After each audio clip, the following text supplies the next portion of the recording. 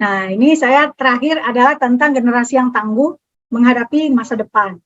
Nah, ini kenapa saya pilih ini? Karena tadi kita udah bahas banyak ya, berbagai macam masalah gitu, yang kemungkinan terjadi pada remaja. So what gitu ya?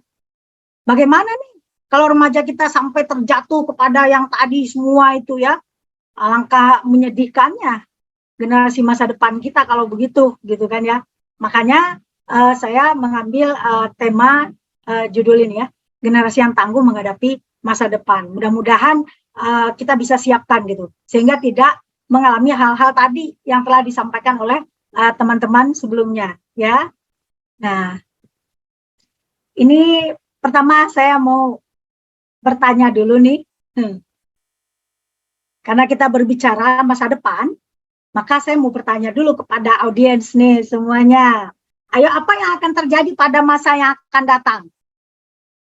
Coba bisa dijawab di chat ya. Nanti tolong dibacakan ya, Nandita, jawabannya. Coba ditulis di chat apa yang akan terjadi pada masa yang akan datang. Atau masa depan tuh, apa yang akan terjadi di masa depan. Kira-kira apa? Silahkan. Dibacakan ya, Nandita, kalau sudah ada yang jawab. Iya, siap Ibu. Silakan. Ditulis di chat ya, jawabannya. Apa yang akan terjadi pada masa yang akan datang. Mangga. Wallahu alam Bu, tapi kita berharap semuanya sehat jiwa raga katanya. Amin. Halo, ada lagi?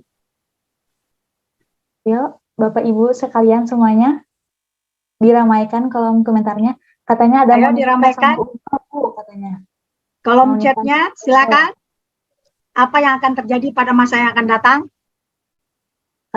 Semakin tinggi angka penderita gangguan jiwa ketika tidak mempersiapkan diri dari sekarang. Ya, bagus. Ada yang ada lagi? Juga utamakan kesehatan mental. Ada yang ingin menikah dan juga umroh katanya Bu. Ya, sip, bagus. Ada lagi? Silakan. Nah, itu kira-kira ya. Nah, mari kita lihat nih selanjutnya nih, apa yang akan terjadi nih? Apa yang akan terjadi di masa yang akan datang? Ya, tadi udah betul. Kita tidak tahu apa yang akan terjadi di masa yang akan datang. Itu jawabannya yang benar ya nggak? Bahkan apa yang akan terjadi 2 menit setelah ini atau setelah acara ini kita nggak tahu ya. Siapa yang paling tahu? Adalah Sang Maha Pencipta, ya nggak? Kita nggak tahu apa yang akan terjadi di masa yang akan datang. Apakah pandemi COVID ini akan masih terus berlangsung? Sampai kapan gitu? Kita harus bermasker terus misalkan gitu ya. Sampai kapan gitu? Nanti harus kita misalkan vaksin lagi gitu ya. Nah ini kita kan nggak tahu, belum tahu ya. Sampai sekarang WHO belum mencabut kan, masih pandemi COVID-19 gitu ya. Dan temuan-temuan baru hasil penelitian ya menunjukkan banyak sekali hal-hal baru ya. Sekarang mobil listrik itu nanti katanya kita harus pakai mobil listrik gitu ya. Nah gimana nih? Apakah siap kita nanti harus pakai listrik semua? Gimana kalau tempat banjir misalkan ya? Motor listrik ke depan gitu kan? Sekarang udah mau kayak gitu kan? Belum lagi era disrupsi dengan temuan-temuan itu. Ya enggak, yang tadinya bisnis saya ini jadi hancur gara-gara ada bisnis baru gitu. So yang punya bisnis juga belum tentu aman gitu. Apa yang akan terjadi di masa yang akan datang ya enggak? Belum tentu yang saya bisnisnya sekarang hebat gitu, triliunan, bisa jadi tahun depan itu sudah enggak laku lagi bisnis saya itu gitu. Karena ada temuan baru. Kenapa? Karena teknologi yang sedemikian cepatnya ada temuan-temuan terbaru lagi gitu. Bahkan beberapa profesi diperkirakan akan hilang di masa depan. Termasuk ke dokter gitu ya. Bayangkan itu perawat belum tercatat sebagai profesi yang akan tidak ada gitu ya. Nah, kita nggak tahu tapi ya siapa tahu suatu saat juga nggak dibutuhkan, bisa jadi juga kan. Belum lagi bencana alam sudah ada kan, kemarin saya sampai nanya ke Pak Masdum itu beritanya benar gitu ya, yang dari BMKG bahwa akan terjadi tsunami gitu. Ya, kemarin juga di Padang katanya juga ada dari BMKG-nya juga akan terjadi tsunami juga di Padang. Berarti kan sebenarnya ini sudah ada prediksi-prediksi, tapi kan belum tentu Ya, nah kalau beneran gimana? Tinggi gelombangnya 10 meter gitu ya. Nah, apa nih? Gimana kita menghadapi itu? Belum lagi perubahan sosial ekonomi ya. Ekonomi kita diperkirakan tahun 2023 akan resesi, akan hancur, kebayang, terus hidup kita bagaimana gitu kan. Kemudian apalagi lowongan kerja sekarang makin susah, ya enggak? Nah, jangankan yang gangguan jiwa gitu kan, yang normal aja, yang sehat juga susah sekarang cari kerja gitu. Nah, ini semua keadaan yang sangat tidak menentu di masa yang akan datang. Belum lagi perubahan gaya hidup, ya enggak sekarang. Gaya hidup kita beda kan dengan zaman dulu. Dulu mah kita masak gitu ya, ambil dari kebun masak gitu. Atau paling tidak zaman saya mah masih masak di rumah. Sekarang order gitu ya. Grab food. Ya enggak, go food lah apalah gitu ya. Nah, sekarang gaya hidup sudah berubah. Terus sekarang kita lebih senang di internet daripada berinteraksi dengan orang di dekat kita. Gaya hidup perubahan. Ya, belum lagi apakah kita yakin apakah orang tua kita masih hidup besok atau enggak. Ini terutama bagi mahasiswa nih ya. Jangan sombong, jangan sok ya. Kalau orang tua kalian meninggal, so what gitu. Kalian nggak bisa lagi bergaya-gaya ya nggak. Nggak bisa lagi makan-makan di restoran yang gaya-gayaan gitu. Kalau nggak punya duit dari mana gitu. Siap nggak gitu menghadapinya. Kalau udah terbiasa hidup enak loh, begitu hidup nggak enak itu langsung depresi loh biasanya. Ya, karena kasus banyak seperti itu. Makanya semuanya itu harus dipersiapkan. Ya, kita harus siap menghadapi berbagai kemungkinan terburuk. Berbagai kemungkinan terburuk yang akan kita hadapi itu yang harus disiapkan gitu. Kalau hidup senang mah semua orang juga bisa gitu kan. Tapi kalau kemungkinan terburuk, nah itu yang harus disiapkan. Nah, itu dia ya, supaya tidak gangguan jiwa ya enggak. Supaya enggak terjadi hal yang tadi gitu kan. Nah, itu ya jadi masa yang akan datang satu pun tidak akan ada yang tahu. Karena itu, nah ini kita harus belajar nih dari pengalaman survivor tsunami di Aceh dan gempa bumi di Lombok. Bagaimana itu si anak muda apa ibu-ibu itu ya bertahan berhari-hari bahkan berminggu-minggu seperti itu di situ. Kira-kira kuat nggak coba? Ibu tanya nih anak-anak muda sekarang kuat nggak kayak gitu? Kira-kira jadi langsung depresi nggak sih? Kalau kayak gitu hidupnya coba. Kayaknya baru sehari aja langsung depresi deh. Langsung kayaknya meninggal gitu ya. Karena nggak kuat gitu kan. Nggak makan satu hari aja udah nggak kuat. Biasa makan enak di restoran enak ya kan. Tuh, ya. Nah, kita harus belajar nih bagaimana orang ini bisa bertahan dalam kondisi seperti ini gitu. Dan kita nggak tahu yang akan datang itu kita seperti apa masalahnya. Nah, ini bagaimana si nenek-nenek di Lombok nih ya bisa bertahan. Ya, udah nggak ada keluarganya, dia sendiri, dia bisa bertahan dalam kondisi yang seperti itu. Nah, ini kan apa nih kuncinya? Kenapa dia bisa bertahan seperti itu gitu. Nah, ini yang harus disiapkan ya generasi muda, generasi kita semuanya. Nah, ini dia menghadapi tantangan ya. Karena itu menghadapi berbagai tantangan nih di masa yang akan datang. Nah, ini dia kapasitas kita itu harus kayak kapal tanker gitu. Jangan kayak perahu yang gede-gede gitu ya, sayapnya juga sebentar lagi patah gitu ya. Nah, ini kapasitas mental kita itu harus kayak kapal tanker ini nih kuatnya gitu loh. Mau dibanting badai sekuat apapun tetap bertahan kan kalau kita kapasitas mentalnya kayak kapal tanker. Tapi coba kalau kayak kapasitas mentalnya kayak ini nih, perahu yang kayak gini. Sedikit aja mewek gitu ya. Sedikit aja udah nggak kuat, sedikit aja bipolar gitu ya. Udah gitu di pajang-pajang lagi di sosmed saya bipolar gitu. Nggak malu gitu? Ya kan harusnya malu dong, nggak punya kapasitas mental yang kuat seperti kapal tanker gitu. Ya nggak? Nah, orang-orang kayak gini gampang sekali ya gangguan jiwa. Nanti masuk rumah sakit jiwa ya Bu Teti ya, atau Bu Tampung sama Bu Teti nanti. Nggak mau kata Bu Teti, terlalu banyak pasien ya Bu Teti ya, diusir aja lah semua Bu Teti. Ya kan? Nah, makanya nih kapal tanker itu bagaimana mempersiapkannya? Yaitu kalau kita punya resiliensi ya. Apa itu resiliensi? Nah, ini dia resiliensi ini.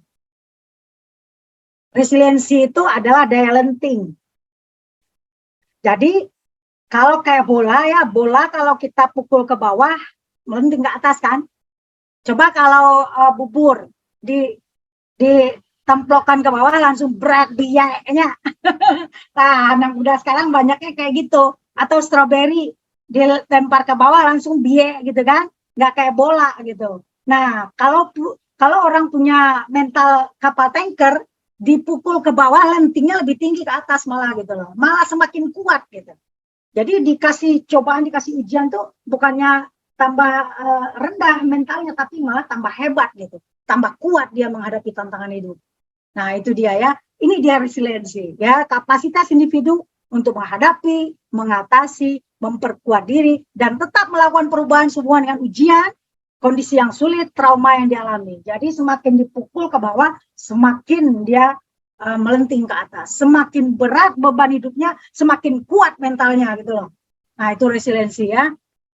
Itu orang yang resiliennya bagus. Nah, ini 3 sumber resilience. Menurut pakarnya itu ada IAM, yaitu kekuatan pribadi sendiri. Nah, ini berbicara tentang bagaimana perasaan kita, sikap, dan keyakinan kita menghadapi hidup dan keyakinan, tantangan, situasi, dan sebagainya. Ya, kemudian perasaan disayang dan dihargai, percaya diri, optimis. Nah, ini kita harus ada perasaan disayang dan dihargai. Nah, ini jangan sampai ini hilang dari diri kita. Ya, kadang-kadang ini menyangkut keluarga. Sangat besar pengaruhnya di sini, bagaimana si anak merasa disayang gitu.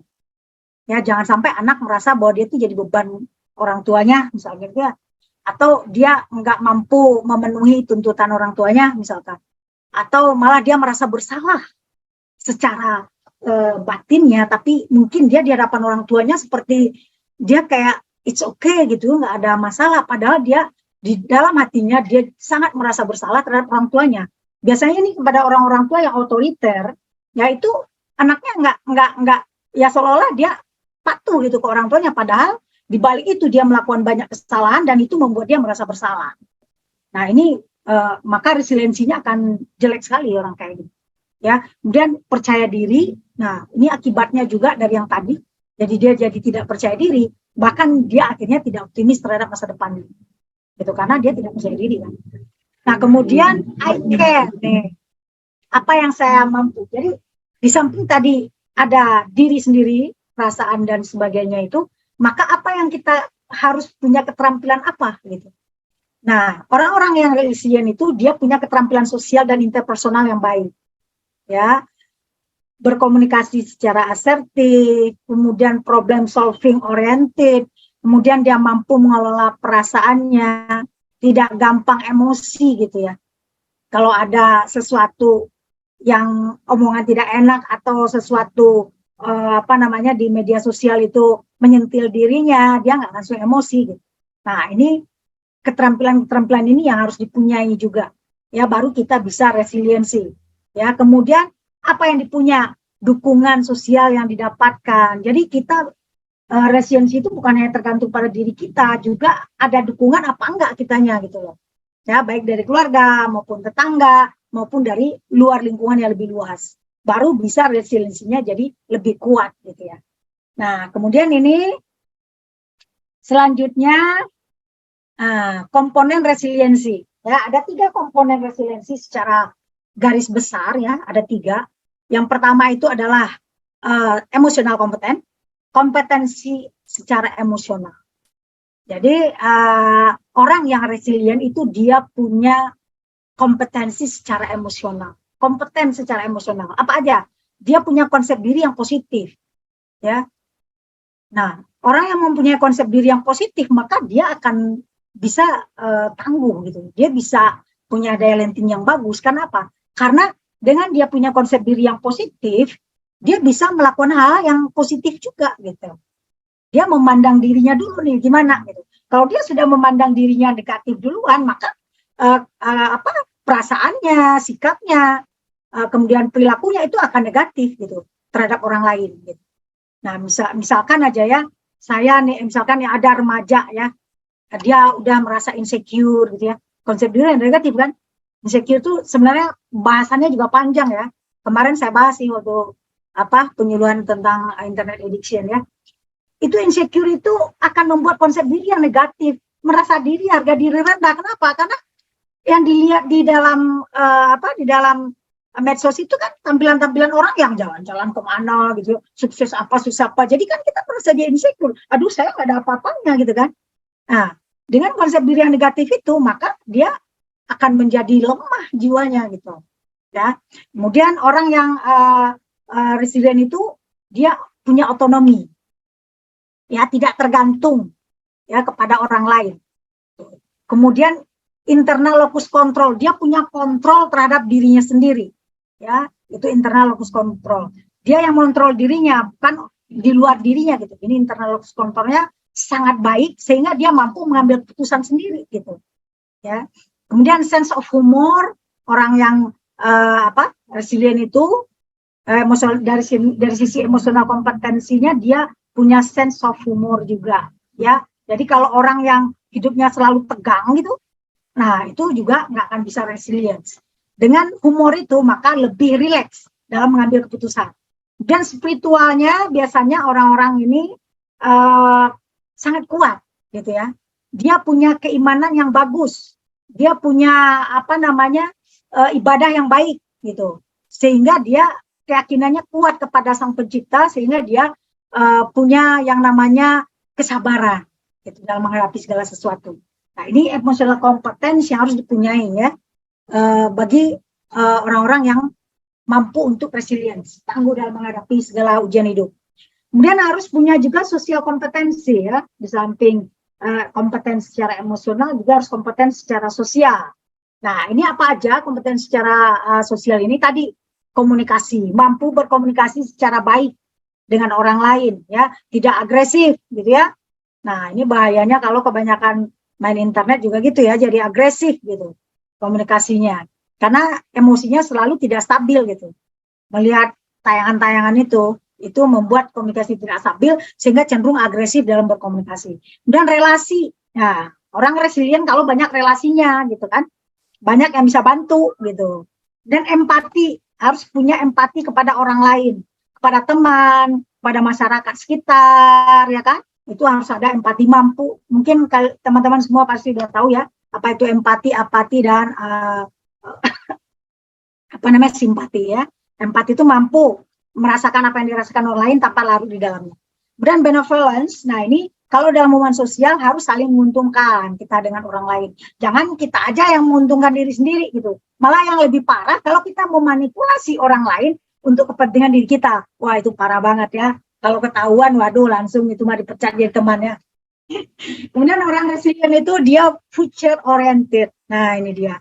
Jadi supaya kita bisa resilient kita harus optimis dong. Kalau pesimis gimana mau resilientnya? Belum udah ya nggak bisa kayaknya mah. Ya saya cuma ijazah gini kayaknya nggak masuk tuh dalam loker itu. Nah misalkan gitu ya, pernah coba dulu aja tuh, optimis aja gitu kan. Nah kemudian punya problem solving yang baik ya. Kemudian punya kemampuan untuk memecahkan masalah gitu, tidak dengan cara menyalahkan orang lain atau lari dari masalah, tapi menghadapi masalah dan memecahkan masalah dengan baik.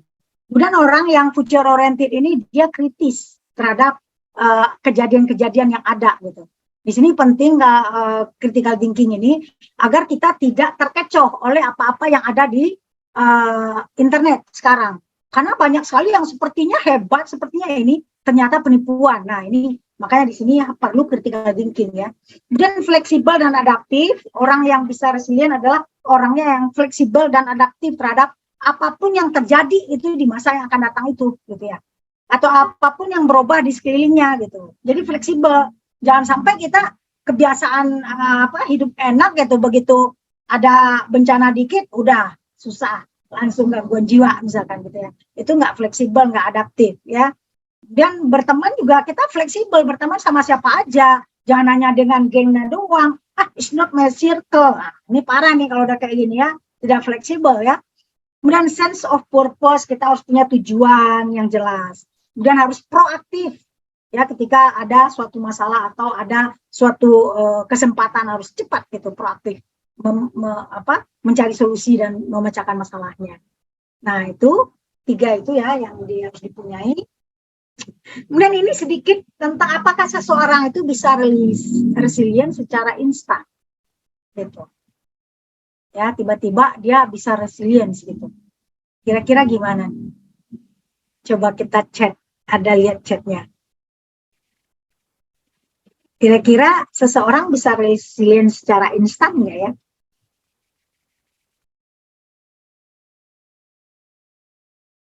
Udah ada belum yang jawab? Belum ada, Ibu. Belum ada ya? Jangan-jangan lagi pada kemana nih? Jam-jam rawan soalnya ya, Bu ya. Jam-jam rawan nih, jangan-jangan lagi tidur ya, ngantuk. Betul. Dan jawab, Bu, ini katanya tidak bisa. Ada juga yang bisa asal ada pengalaman-pengalaman. Ya, terus ada lagi yang jawab, silakan. Ada yang bilang tidak bisa juga, Bu. Tidak bisa, ya. Ya, Ada lagi kebanyakan kan? tidak bisa. Ya. Ada lagi yang jawab, silakan. Ya, mangga disilahkan kepada seluruh partisipan. Tidak bisa katanya, Bu. Nah, tidak bisa ya. Nah, tepat sekali jawabannya ya. Luar biasa nih audiens kita. Ya, memang betul resiliensi itu, ya ketangguhan itu nggak bisa secara instan gitu. Orang tuh jadi tangguh. Gitu. Nggak bisa ya, tiba-tiba dia jadi tangguh tuh nggak bisa. Makanya di sini peran orang tua, peran lingkungan itu sangat besar dalam menjadikan seseorang itu resilience atau enggak ya. Karena apa? Karena resilience itu dibangun dari kecil. Ya, melalui apa? Melalui pola asuh dari orang tua dan pengaruh dari lingkungannya. Nah, kenapa nih orang misalkan sampai memilih sekolah bagi anaknya gitu kan? Itu kan salah satunya supaya anaknya itu bisa menghadapi tantangan di masa depan gitu. Makanya dicarikanlah lingkungan yang baik bagi anaknya yang mampu nanti supaya imannya kuat, supaya bisa menghadapi berbagai macam ujian cobaan gitu kan. Sebenarnya kan itu. Nah, ini pola asuh orang tua sangat mempengaruhi sekali ya dalam membangun gitu resiliensi bagi anak-anaknya. Jadi orang tua itu nggak boleh terlalu memanjakan dan nggak boleh pula terlalu mengekang. Nah ini kan, jadi kalau terlalu memanjakan, akhirnya anaknya kan mengira bahwa segala sesuatu itu gampang gitu, nggak gampangkan jadi nanti gitu, ya nggak? Bahkan dulu ada pasien di rumah sakit jiwa itu ya, jadi dia itu sama orang tuanya terbiasa nih dari kecil, selalu diberi itu apapun yang dia minta gitu ya. Nah pas dia menikah, dia nikahnya sama pegawai negeri. Nah, pas ulang tahun, mintanya gelang berlian. Suaminya nggak bisa beliin. Langsung gangguan jiwa, coba. Gangguan jiwanya nggak tanggung-tanggung, depresi berat tuh. Dengan gejala psikotik, masuk rumah sakit jiwa. Ya, itu waktu itu masih di rumah sakit Riau. Waktu itu ya, pasiennya. Bayangkan itu, karena udah terbiasa, enak gitu, manja, dimanjakan sama orang tuanya. Jadi nggak benar, itu kan masalah nggak besar ya kalau menurut kita tuh nggak sih, cuman nggak dibeliin gelang berlian apa sih gitu ya, kan bisa yang gelang emas gitu, tapi bagi dia enggak gitu kan. Nah, karena dia terbiasa manja, terbiasa segala keinginannya dipenuhi gitu. Nah, jadi nggak resilient dia gitu. Nah, kemudian atau malah yang terlalu dikekang, apa nggak boleh, papa ini apa di segala dikekang, segala nggak boleh ini. Nah, itu akhirnya anaknya malah tertekan dan main belakang biasanya itu. Ya depan orang tuanya kayak yang baik, oke aja, di belakangnya lain lagi yang dia kerjakan gitu. Ya. Nah, maka dia tidak resilience juga ya kayak gitu. Nah, kemudian belum lagi pengaruh lingkungan nih, teman-teman. Gimana nih teman-temannya, gengnya yang gimana nih? Geng yang hura-hura, atau geng yang perjuangan hidup, atau geng yang gimana nih? Ini sangat berpengaruh ya, makanya teman-teman dari anak kita harus dicek nih siapa aja kawan-kawannya nih, teman-temannya yang gimana nih lingkungannya. Nah, circle-nya yang gimana gitu. Nah, ini perlu dicek. Dan penanaman nilai-nilai agung dari kecil. Ini penting banget supaya orang itu bisa resilience. Maka ini nilai kejujuran, nilai-nilai tanggung jawab, pantang menyerah, empati, itu harus dari kecil kita tanamkan. Malah jangan orang tuanya ngajarin yang nggak benar, ngajarin nggak jujur ya. Banyak tuh orang tua tuh ya, ngajarin nggak jujur. Pas datang misalnya tamu atau yang nggak suka gitu, bilangin mamanya nggak ada. Padahal mamanya ada loh. Nah itu kan contoh-contoh kecil aja ya nggak. Belajar tanggung jawab, caranya gimana? Ya dikasih tanggung jawab dia itu. Kamu tanggung jawab kamu tiap hari adalah ini. Beresin tempat tidur, ngaji, apa-apa. Harus kayak gitu. Kalau enggak, Prof, ya izin siap-siap izin anaknya mengingatkan nanti jadi waktunya nggak benar 5 ya. menit lagi. 5 menit lagi ya, oke. Ya, kemudian harus pantang menyerah. Jadi kalau anak kita mengerjakan sesuatu, jangan cepat-cepat dibantu. Kerjakan dulu sama dia sendiri. Gitu. Jangan pantang menyerah, ya. Nah, itu harus dilatih dari kecil. Kalau enggak, ya jadi ngagampangkeun we gitu. Segala sesuatu teh. Ya. Nah, ini parahnya akibatnya, ya. Nah, kemudian ini bagaimana nih cara meningkatkan ketangguhan dalam menghadapi masa depan? Ini ringkasan ya. Ringkasannya nih bagaimana supaya tangguh menghadapi masa depan yang tidak menentu tadi ya, yang di awal. Yang pertama itu kita harus temukan tujuan hidup dulu. Tujuan hidup kita apa sih? Gitu ya. Sok, tulis di chat. Sok, tujuan hidupnya apa nih? Ayo, berpartisipasi lagi. Teman-teman, apa tujuan hidupnya? Ayo tulis di chat, buruan. Apa aja tujuan hidupnya? Ingin sukses dunia akhirat. Alhamdulillah. Ayo, ada lagi. Mana tujuan hidup lagi? Apa nih, harus temukan dulu tujuan hidup, baru bisa nih, resilient nih. Mempersiapkan diri untuk masuk surga, katanya Bu. Alhamdulillah, bagus. Ada lagi? Ingin bermanfaat untuk orang lain. Ingin Wah, membahagiakan mantap. orang tua. Ya, bagus. Ada lagi? Apa tujuan hidupnya? Sehat dunia akhirat. Sehat dunia akhirat. Ya, bagus. Ada lagi? Ayo cepat ditulis. Membahagiakan orang tua, katanya Bu. Membahagiakan orang tua, bagus. Ada lagi? Adakah lagi, Anandita? Bermanfaat untuk semuanya, katanya. Bermanfaat untuk semuanya. Very good. Menjadi pribadi yang lebih baik lagi, Bu. Wow, mantap. Menjadi pribadi yang lebih baik lagi. Mantap sekali. Ada lagi? Bisa Nah, ya. keren ya. Tujuan hidupnya keren-keren semua. Seneng saya sampai ketawa terus nih. Ya, nah tujuan hidup itu kenapa harus kita tetapkan? Karena kalau kita sudah punya tujuan hidup atau visi misi gitu ya, jadi jangan fakultas doang yang ada visi misinya atunya. Jadi kalau fakultas prodi ada visi misi, sementara keluarga kita nggak punya visi misi ya nggak? Atau diri sendiri nggak punya visi misi, nggak punya tujuan ngalor ngidul hidup teh. Ya, makanya harus punya, kita tetapkan tujuan hidup kita apa. Visi kita apa nih sebagai insan ya, manusia teh. Apa? Harus kita tetapkan dulu. Nah, kalau kita sudah tetapkan itu, maka semua apapun yang kita lakukan, kita muarakan ke sana gitu. Ya kan? Nah, itu dia makanya pentingnya tujuan hidup ini. Harus kita tetapkan dulu. Nah, kalau udah punya tujuan hidup, nanti insya Allah langkah-langkah kita akan jelas. Nah, ini yang harus kita pesankan nanti ya, jangan lupa didistribusikan juga ke para anak muda. Kamu tujuan hidupnya apa? Itu aja tanya dia dulu, supaya lebih mudah kita mengarahkan mereka. Tujuan hidup kamu apa, coba? Jawab sendiri ya, gitu.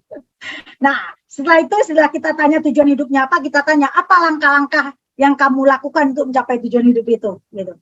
Jadi, saya senang motivational interview ya. Kita kalau ingin memotivasi orang itu lebih bagus dengan bertanya aja, lebih bagus. Jadi dia yang sadar sendiri apa yang harus dia lakukan gitu. Daripada kita kayak mengajarkan dia gitu. Jadi kayak gitu ya, kalau nanti coba ya, mungkin ada temannya, saudaranya, tetangganya atau siapa aja yang masih muda-muda, tanyakan dia, apa tujuan hidupmu? Nah, gitu ya. Kemudian yang kedua, yang penting untuk kita bisa resilient itu adalah kuasai diri. Self control kita harus punya. Kalau kita lemah ini self controlnya, maka kita akan gampang sekali terjerumus yang tadi disampaikan oleh Bu Winda, Bu Aat, Pak Masdum, Pak Krisna, Pak Aan, itu akan mudah sekali kita terpengaruh. Karena mereka itu ada di sekeliling kita. Gitu loh. Dan mereka itu ada di media sosial, yang media sosial di Indonesia itu nggak dikontrol. Ya, jadi kalau self control kita lemah, udah kita akan terjerumus ke hal yang seperti itu, gitu loh. Nah, bagaimana nih supaya menguatkan kontrol diri ini, self control ini? Kita harus jujur pada diri sendiri, itu awalnya. Ya, jujur pada diri sendiri. Kita kan tahu saya ini lemah atau kuat kontrol dirinya, gitu loh. Kalau kita rasa kontrol diri kita lemah, jangan coba-coba sendirian, gitu loh. Kita harus ada kayak mentor.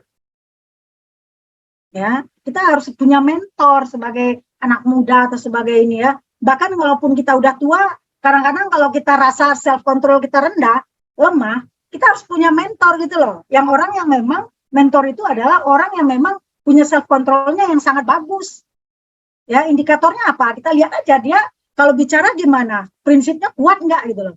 Kalau prinsipnya kuat, dia konsisten, dia komitmen, tadi kata Pak Masdum, berarti dia self controlnya bagus. Bertemanlah dengan orang-orang yang kayak gitu. Jangan berteman dengan orang-orang yang memang self controlnya lemah. Ya, gampang banget terpengaruh orang, misalkan gitu ya. Ada porno langsung diklik, nonton porno langsung gitu. Itu kan self controlnya lemah tuh orang-orang kayak gitu. Ya, jangan berteman dengan yang kayak gitu loh. Ya, supaya self control kita kuat gitu. Kemudian kita harus optimis dan percaya diri gitu. Optimis masa depan kita. Ya, kita harus percaya diri bahwa kita mampu gitu. Kan Allah memberikan kita kemampuan sebenarnya. Bahkan otak kita ini kalau digunakan dengan sebaik-baiknya, kita bisa membolak-balikan dunia ini loh. Sebenarnya gitu loh. Menurut pakar ilmu otak ya. Tapi kan orang Indonesia katanya otaknya original, Cina. Saya pernah waktu di Australia, itu kurang ajar orang Barat ya. Dibilangnya orang Indonesia otaknya original, coba. Tahu nggak maksudnya original? Tidak digunakan, coba. Orang Barat nih gitu ke kita teh. Ya, nah jadi optimis dan percaya diri ya. Kita tuh punya kemampuan sebetulnya gitu. Kemudian bangun support system yang kuat ya. Kita harus punya relasi tadi ya, punya teman, punya sahabat ya, punya keluarga yang bisa mensupport kita gitu. Kemudian kita harus fleksibel ya, menerima perubahan, jangan rigid gitu loh. Kalau ada perubahan langsung menolak gitu ya, nggak bisa gitu ya. Karena dunia ini sekarang udah cepat sekali berubahnya. Dan kita harus aktif mencari solusi, jangan pasif kumang lah, kumahawe gitu. Wah, kacau kayak gitu ya. Dan jangan menyerah tadi ya, persisten bahasa Inggrisnya. Kita harus persisten. Ya, pantang menyerah. Coba lagi gitu ya, Pak Masdum ya. Nah, itu ya yang harus kita punya nih 7 ini supaya kita bisa menjadi generasi yang tangguh menghadapi masa depan ya. Ini terakhir. Nah, ini dia. Ini karena tadi banyak ya pertanyaan-pertanyaan tentang internet ya, sehubungan dengan internet, dan kebetulan penelitian ALG saya ya itu tentang internet addiction pada remaja di Jawa Barat gitu. Dan luar biasa itu kalau dibahas, perlu waktu lama juga gitu, tapi ini sekilas saja diulas ya, sebagai bekal bagi kita semua secara ringkas saja bahwa kehidupan kita di zaman sekarang adalah kita terjajah internet. Betul nggak sih? Kita sudah terjajah loh sama internet ini. Kayak yang tergantung banget hidup kita sama internetnya nggak? Sekarang, kita dijajah internet sekarang. Nah, supaya kita tidak terjajah, supaya kita nggak diinjek-injek sama yang namanya internet, supaya hidup kita ini nggak jadi hancur gara-gara internet, gitu kan ya. Banyak remaja yang hidupnya hancur gara-gara internet loh hasil penelitian saya. Ya, banyak yang berhenti sekolah, banyak yang sekolahnya nilai jadi jelek, banyak yang nggak karuan-karuan, ya, gitu. Banyak yang udah seks bebas tadi yang dibahas Pak Krisna gara-gara internet awalnya itu ketemunya di internet gitu loh. Nah, bagaimana caranya? Yang pertama, gunakan internet hanya untuk hal-hal yang positif dan produktif. Catat. Nah. Jadi kalau nggak hal-hal yang positif dan produktif jangan digunakan. Apa untuk hal-hal yang positif itu apa sih, Prof? Gitu ya? Ya yang hal-hal yang positif misalkan yang yang bermanfaat bagi kehidupan kita, ya, yang bisa memperbaiki hidup kita gitu. Ya, yang diklik tuh misalkan tentang motivasi ya, tentang ceramah agama misalkan ya, atau untuk hal yang produktif misalkan, wah ini ada bisnis nih, wah kayaknya saya bisa kalau bisnis ini nih misalkan gitu. Itu produktif, atau kita searching internet untuk bisa publikasi artikel gitu. Itu kan produktif gitu loh. Yang menghasilkan itu produktif. Ya, yang menghasilkan itu bukan hanya uang kan, banyak hal-hal lain. Ya, bisa menambah kemampuan bahasa Inggris saya, misalkan itu kan produktif gitu loh. Nah, kemudian ingat, fokus pada tugas utama Anda. Sebagai siswa, tugas utama Anda apa? Belajar kan? Ya fokus pada belajar. Ngapain tuh chatting-chatting di Instagram atau scroll-scroll berjam mager kayak apa-apaan itu coba. Ya nggak? Fokus pada tugas utama Anda apa? Mahasiswa tugas utama Anda apa? Belajar. Kuliah tugas utama Anda. Bagaimana mendapatkan ilmu yang lebih banyak dari dosen-dosen senior yang hebat-hebat itu. Itu tugas Anda. Bukan pacaran-pacaran, bukan seks bebas di kos gitu. Aduh, astagfirullahaladzim gitu. Ya, Anda mau menghancurkan hidup Anda sendiri gitu. Ya. Kemudian ini yang harus dilakukan. Ingat, gunakan tuh hal yang positif dan produktif, fokus pada tugas utama Anda. Gunakan untuk itu aja internet itu. Yang lain no, say no gitu loh. Ya, ini stop gunakan untuk nih. Saya bilang stop gitu. Mengakses pornografi atau pornoaksi, gosip, menyebar fitnah, membuka aib diri dan orang lain, menipu, chatting-chatting nggak jelas, berselingkuh, bersenang-senang, shopping online, main game berlebihan. Ini memang terjadi pada semua orang sekarang. Ini yang banyak dilakukan malah gitu. Hasil penelitian saya, yang banyak tuh dilakukan ini gitu. Bukan yang ini, yang di sebelah ini, bayangkan. Mau jadi apa nih ke depan kalau kayak gini? Mau jadi generasi semacam apa kita nanti? Ya setelah terjajah oleh internet ini. Nah, bagaimana bisa resilience kalau hidupnya digunakan untuk hal seperti itu? Oke? Nah itu dia dari saya. Terima kasih perhatiannya, mudah-mudahan bermanfaat bagi semuanya dan ilmunya juga disebarluaskan lagi. Terima kasih. Assalamualaikum warahmatullahi wabarakatuh.